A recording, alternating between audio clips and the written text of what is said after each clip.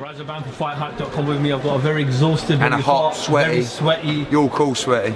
Promoter Eddie Hearn. Eddie, what fight you finished off? Unbelievable, unbelievable. It's something, you know. Again, don't sound big time, but you do these fights in 20,000 and unification fights, and there's something about being down here.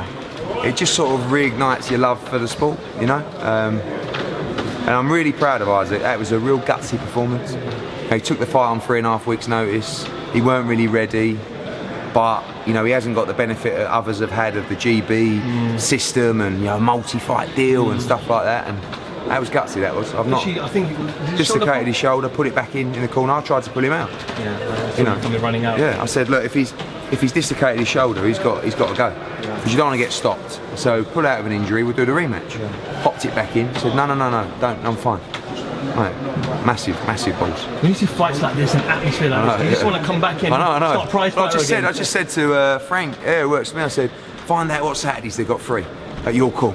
You know? I mean, you come here financially, it's a complete disaster doing these shows. You know, a decent crowd in tonight, probably lose 30 grand. But I would have paid 100 grand for that. Yeah. That was blinding. Eddie, do you want to touch base on probably the hottest topic going around at the moment? Anti-Joshua, Wladimir Klitschko, Tyson Fury.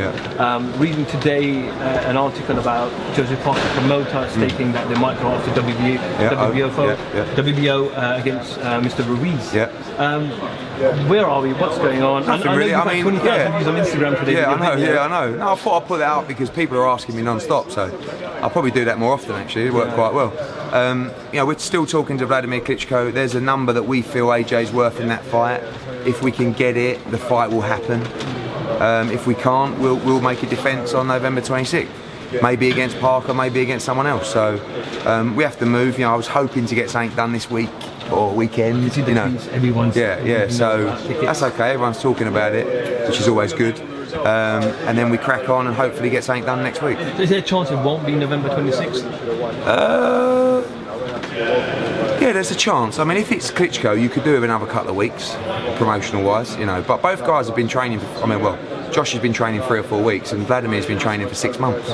So they're ready to fight. It's just from a promotional level, it's a huge fight. I mean, it's the young, genius of the division against the legend of the division, and a massive crossroads fight. So, we'll have to see. But there's a good chance, better than 50-50, but not a long way to go. So I was going to say, what stage are you at the moment now? Is it Vlad, is it more Parker, or does it depend? It's more Vlad. I think it's more Vlad right now. I mean, we're deeper in talks. I think everyone knows it's the fight, but it's just a case of, it's probably 1 or 2 fights before we anticipated for Anthony-Joshua, but at the same time, it's a great opportunity.